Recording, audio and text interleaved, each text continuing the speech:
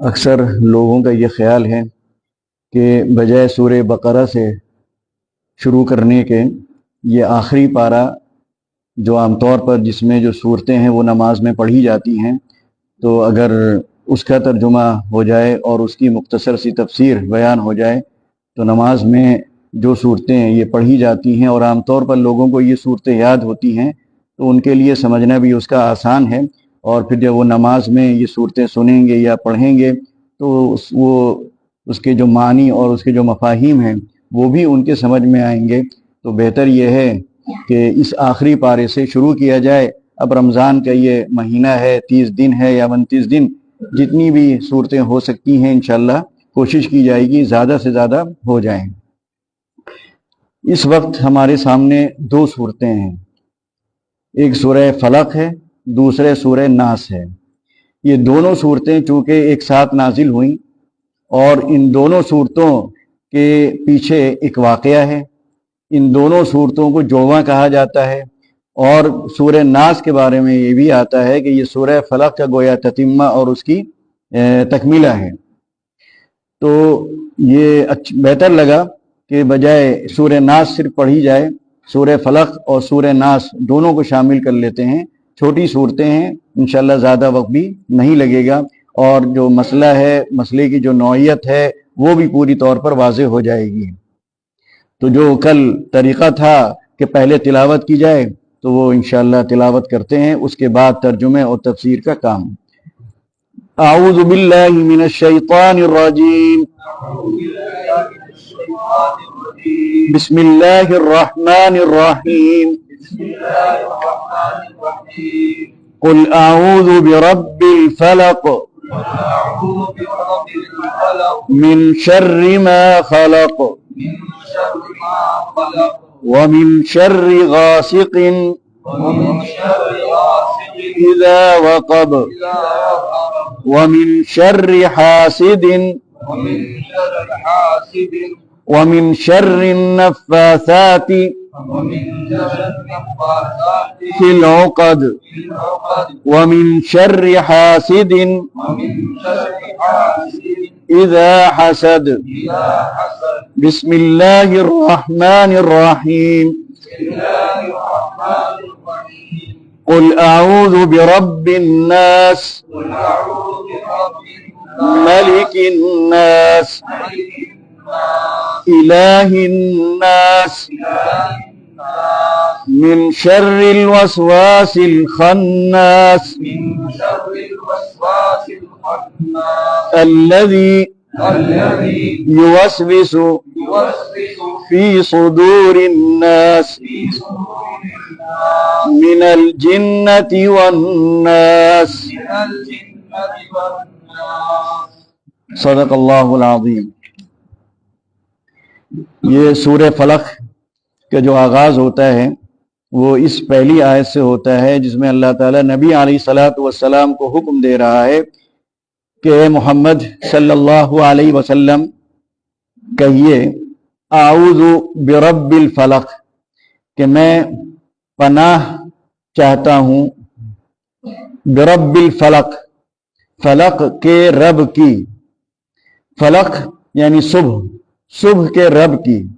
तो ये भी कहा जा सकता था बिरब्बिस सुबह ही, लेकिन उसके बजाय बिरब्बिल फलक कहा गया। फलक के माने आते हैं फाड़ना, चाक करना। कुरान करीम की एक आयत में आता है फालिकुल इस्बाह, यानी रात की तारीकी को चाक करके सुबह को नमूदार करने वाला।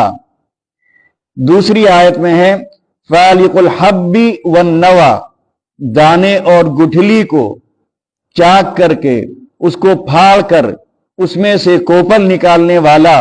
और फिर आपको मालूम है कि जब कोपल निकलती है तो वही फिर एक तनावर दरख्त बनता है, उसमें पत्ते लगते हैं, उसमें शाखें निकलती हैं और फिर उसमें फूल खिलते हैं या उसमें फलों से वो शाखें लग जाती हैं। तो ये अल्लाह ताला ने जो अपनी सिफत बयान की कि रब्बिल फलक, यानी आऊज़ु बिरब्बिल फलक, सुबह रात की तारीकी को चाक करके सुबह के उजाले को निकालने वाला जो रब है उसकी पनाह में मैं आना चाहता हूं। अब एक सिफत अल्लाह ताला ने यहां अपनी बयान की, उसके बाद 3 चीजों का तस्किरा है, बल्कि 4 शर, 4 फितने, 4 मुसीबतें, 4 गोया तकलीफें, 4 परेशानियां, उनका तस्किरा है। सिफत एक बयान की जा रही है अपनी, और उसके बाद 4 शुरूर बयान किए जा रहे हैं, 4 फितने बयान किए जा रहे हैं। इसके मुकाबले में सूरह नास में अल्लाह ताला 3 अपनी सिफतें बयान करता है। दोनों को साथ रख के चलेंगे तो समझने में थोड़ा आसानी होगी। कुल आऊज़ु बिरब्बिन नास, मलिकिन नास, इलाहिन नास। यहां है सिर्फ रब्बिल फलक, वहां रब्बिन नास, मलिकिन नास, इलाहिन नास। और उसके मुकाबले में जिस शर का या जिस फितने का, जिस आजमाइश का उसके बाद तस्किरा है, वो सिर्फ एक है। इससे यह अंदाजा लगाया जा सकता है कि वो फितना या वो आजमाइश या वो मुसीबत या वो परेशानी जो सूरह नास में है, वो वाकईतन बड़ी सख्त परेशानी है, बहुत बड़ा फितना है और बहुत बड़ी आजमाइश है। और उसके मुकाबले में ये 4 फितने या 4 शुरूर जिनका तस्किरा सूरह फलक में मिलता है, वो उसके मुकाबले में बहुत हल्के हैं, बहुत मामूली हैं, बड़े वक्ती हैं और आर्जी हैं, खत्म हो जाने वाले हैं, और इनका कोई बड़ा नुकसान हमको आखिरत में नहीं मिलने वाला है। इनका ताल्लुक जिस्म से है, उसका ताल्लुक रूह से है, इसका ताल्लुक हम मादियत से है और उसका ताल्लुक ईमान से है, अकीदे से है और आखिरत से है। तो ये जो तरतीब है या सिफात का बात की आयात से जो रब्त है और जो मुनासबत है, इसको भी समझना बहुत जरूरी है। तो पहली बात जो कही गई कि मैं सूरह फलक में कि मैं, और दूसरी चीज ये भी समझना है कि जहां जहां पर नबी अलैहिस्सलातु वस्सलाम को मुखातब करके कोई हुक्म दिया जा रहा है, तो इसका मतलब यह नहीं कि तन्हा आप मुखातब हैं। नबी अलैहिस्सलातु वस्सलाम पर शैतान का असर नहीं हो सकता था, क्योंकि आपने खुद फरमाया कि हर इंसान के साथ शैतान लगा हुआ है। सहाबा किराम रिज़वानुल्लाहि अलैहिम अजमाइन ने पूछा क्या आपके साथ भी ऐसा है? तो आपने फरमाया हाँ, लेकिन वो मेरा मुती बन चुका है, मेरा फरमाबरदार बन चुका है। इसी तरह कुरान करीम की एक आयत में है, इन्नहु लैसा लहू सुल्तानुन अलल्लज़ीना आमनू व अला रब्बिहिम यतवक्कलून, कि शैतान का कोई बस नहीं चलेगा उन लोगों पर जो ईमान रखते हैं और अल्लाह की जात पर भरोसा करते हैं। तो नबी अलैहिस्सलातु वस्सलाम के बारे में ये सोचना कि आप पर भी शैतान का असर हो जाता था, आपको भी शैतान से पनाह मांगने की जरूरत पड़ती थी, ऐसा नहीं है। आपके तवस्सुत से उम्मत को ये बात बताई जा रही है, उम्मत को ये बात समझाई जा रही है कि तुम्हारा ईमान उतना मजबूत नहीं है, लिहाजा तुम्हारे साथ जो शैतान लगा हुआ है वो तुम पर असर डाल सकता है, तुम्हें गुमराह कर सकता है, वसवसे तुम्हारे दिल में पैदा कर सकता है, तुम्हें सीधे रास्ते से हटा सकता है, भटका सकता है, खुदा से गाफिल कर सकता है। लिहाजा उससे पनाह मांगते रहो। और शैतान से पनाह मांगना, जैसा कि नबी अलैहिस्सलातु वस्सलाम से ने आपने एक मौके पर फरमाया, आप एक खच्चर पर बैठकर जा रहे थे। ये बातें इसलिए जरूरी है कि आखिर शैतान से हम कैसे बचें। बहुत सी चीजें हम समझ नहीं पाते हैं और शैतान को कोसने लगते हैं, शैतान को बुरा भला कहने लगते हैं, शैतान को बद्दुआएं देने लगते हैं। लेकिन नबी अलैहिस्सलातु वस्सलाम ने ऐसे मौके पर क्या फरमाया, आप जा रहे थे खच्चर पर, आपके पीछे एक सहाबी बैठे हुए थे, खच्चर को ठोकर लगी तो वो जो आपके पीछे जो सहाबी थे उन्होंने कहा शैतान बर्बाद हो।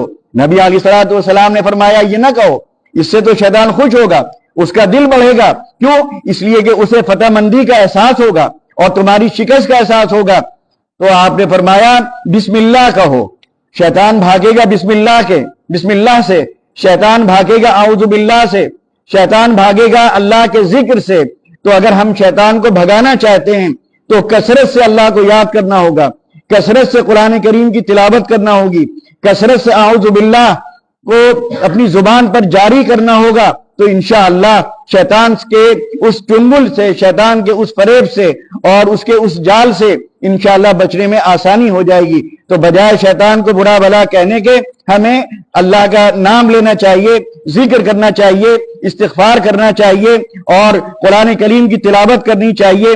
कसरत से आऊज़ु बिल्लाह अपनी जुबान से उसको अदा करना चाहिए। तो ये शैतान से हिफाजत के बड़े मौसर तरीके हैं। तो पहली आयत में जो फरमाया कुल आऊज़ु बिरब्बिल फलक, अब उसके बाद दूसरी जो आयत है उसमें अल्लाह ताला फरमा रहा है कि ये पनाह किस चीज से, किन किन चीजों से, किन कामों से, शैतान के किन फितनों से और किन आजमाइशों से। फरमाया मिन शर्रि मा खलक, कि मैं अल्लाह की पनाह चाहता हूं। मिन इस जो सिफत बयान की रब्बिल फलक, ये भी ज़हन में रखिए कि रात की तारीकी को चाक करके सुबह का उजाला उससे निकालने वाला जो रब है उसकी पनाह में आना चाहता हूं।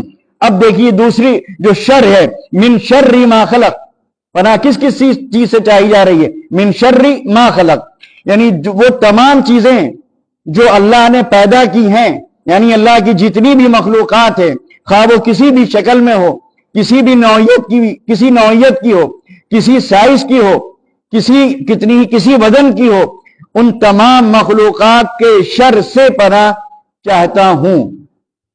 अब आप सोचिए, अल्लाह ताला ने दुनिया में जितनी भी चीजें पैदा की हैं उनमें हम भी हैं, उसमें नबातात भी हैं, उसमें जमादात भी हैं, उसमें चरिंद और परिंद भी हैं, उसमें रात दिन सुबह शाम ये सारी चीजें हैं। तो अल्लाह ताला ने जितनी चीजें पैदा की हैं उन चीजों में अल्लाह ताला ने नफा का पहलू भी रखा है और नुकसान का पहलू भी रखा है। एक ही चीज बैक वक्त नाफे भी है और मुजिर भी है। एक ही चीज बैक वक्त उसमें खैर भी है और उसमें शर भी है। एक छोटी सी मिसाल, आग में खैर भी है और शर भी है। खैर क्या है भाई? हम खाना पकाते हैं, खाना गर्म करते हैं, गैस है, गैस के चूल्हे में खाना पकता है, खाना गर्म किया जाता है, पानी गर्म किया जाता है, जाड़े में हाथ तापे जाते हैं, जाड़े में पानी गर्म करके उससे नहाया जाता है। तो ये खैर का पहलू है कि नहीं पहलू? लेकिन गैस का सिलेंडर जब फटता है तो क्या तबाही आती है।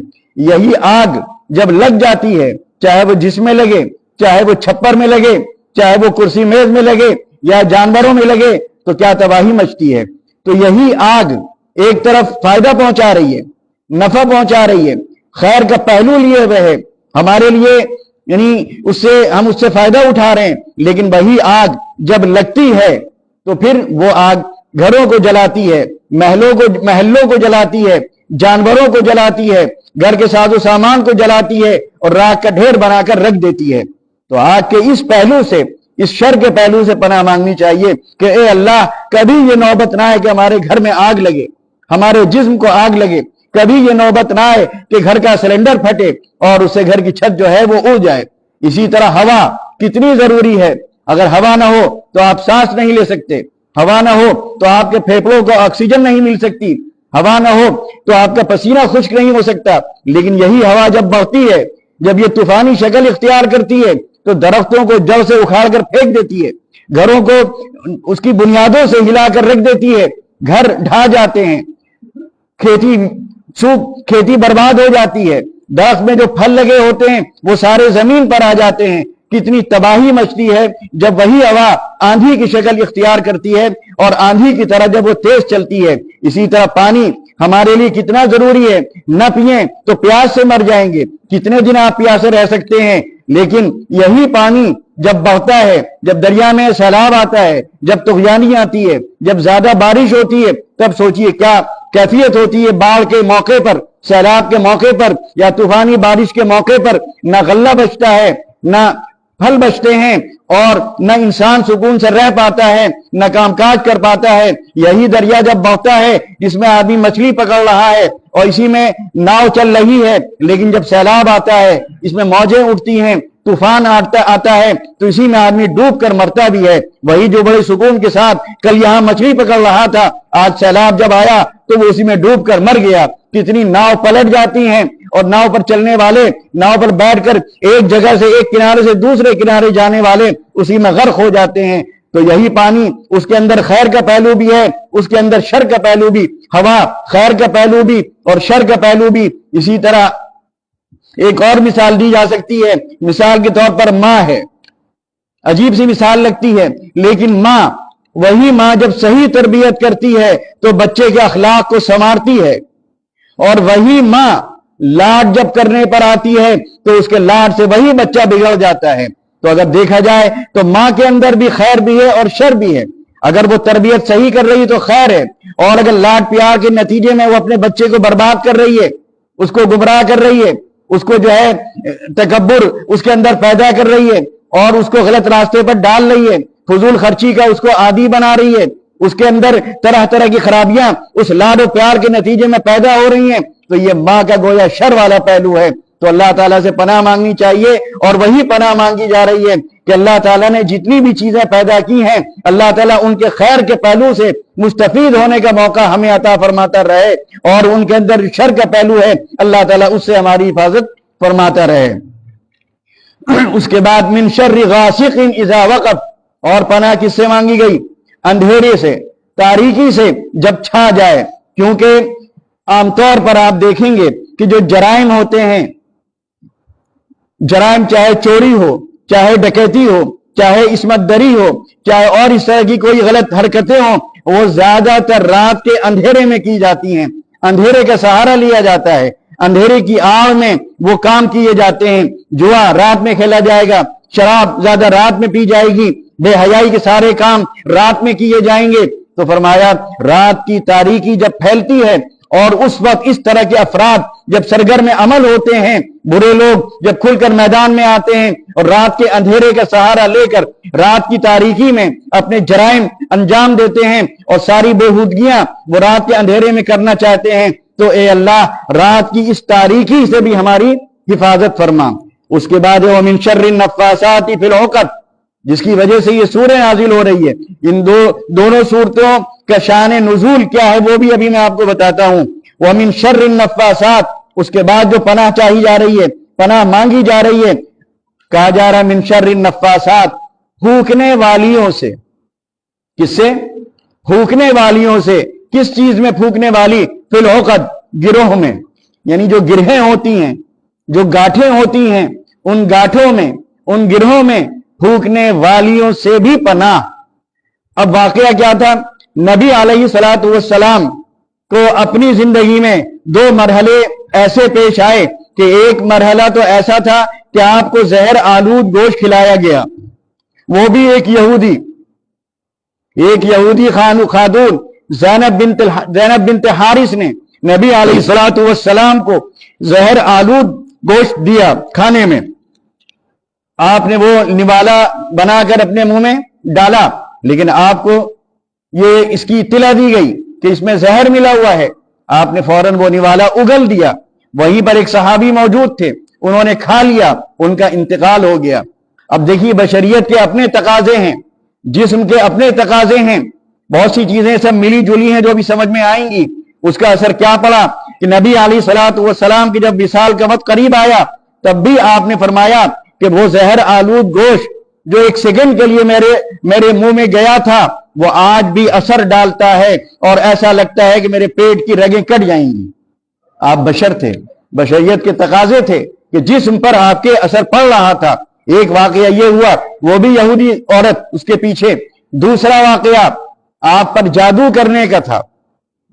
लबीद बिन आसम एक यहूदी है, उसकी दो बेटियां हैं, वो खुद भी जादूगर और अपनी बेटियों को भी उसने जादू सिखाया। उसने बेटियों ने आप पर जादू किया।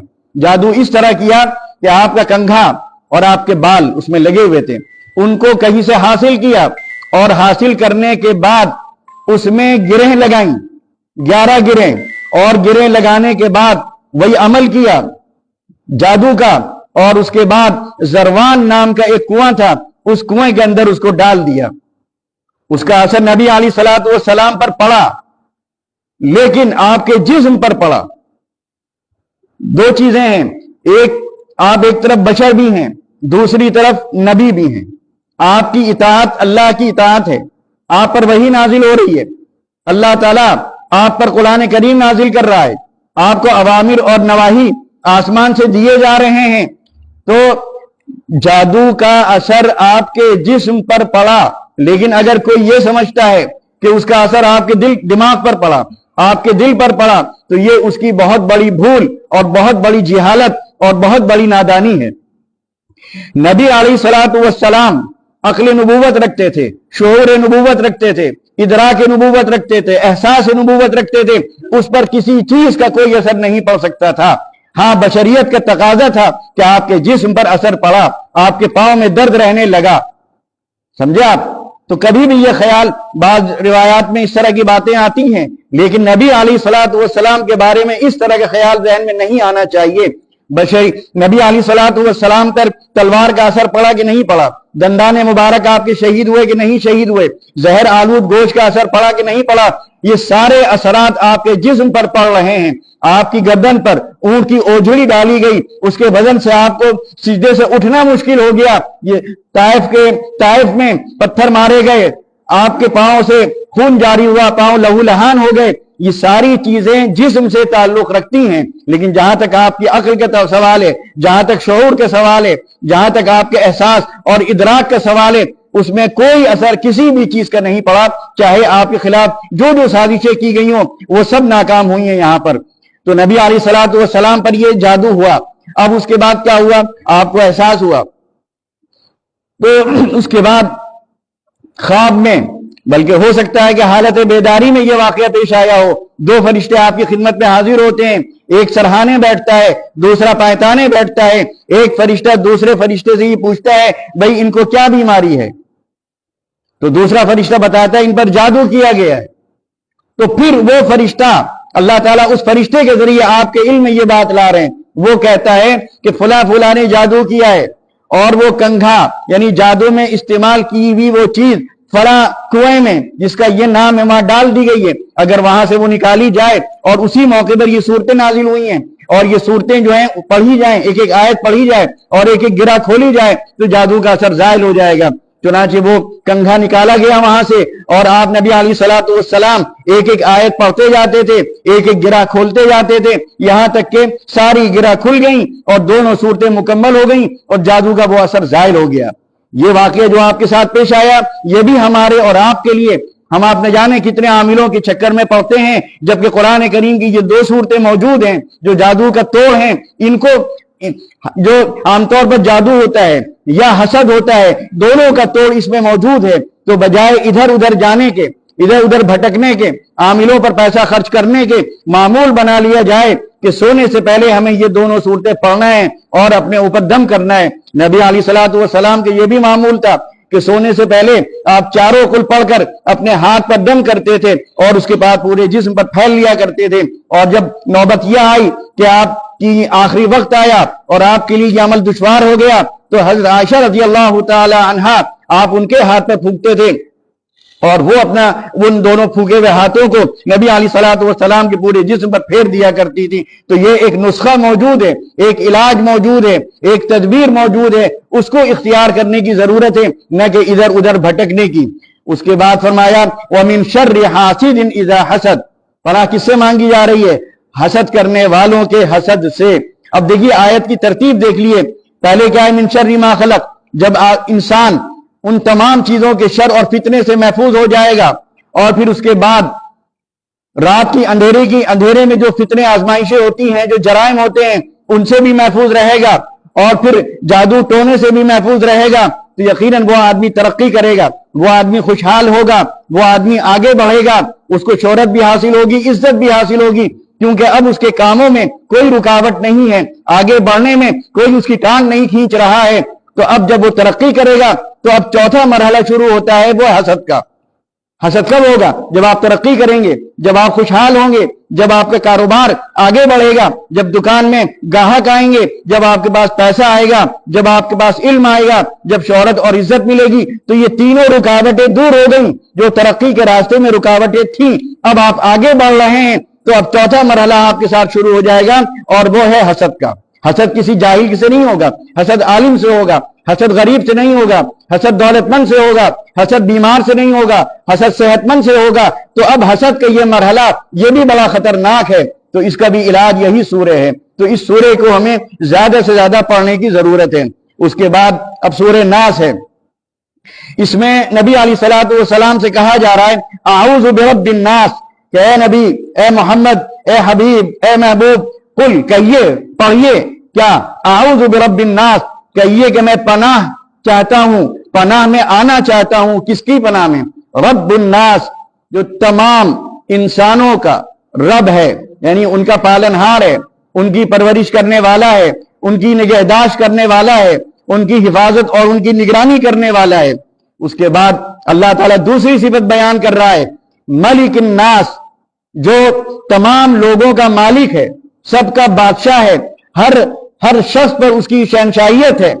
इलाहिन नास, और जो तमाम लोगों का माबूद है। ये तीन सिफतें अल्लाह ताला की बयान की गई, रब्बुन नास, मलिकुन नास, इलाहिन नास। उसके बाद अब देखिए, एक शर है, वहां चार शर थे और एक सिफत बयान की गई थी, क्योंकि वो शर दुनिया से ताल्लुक रखते थे, जिस्म से ताल्लुक रखते थे, और जिस्म भी आरजी, दुनिया भी आरजी। लेकिन ये जो शर है, ये हमारी आखिरत बर्बाद कर देगा, जो दायमी है। ये शर हमारा अकीदा खराब कर देगा, हमारी इबादत खराब कर देगा, हमारे अखलाक खराब कर देगा, ये हमारा दीन हमसे छीन लेगा, ये हमको गुमराही के रास्ते पर डाल देगा। फरमाया मिन शर्रिल वसवास, किसके शर से? वसवास, यानी वसवसा डालने वाले के।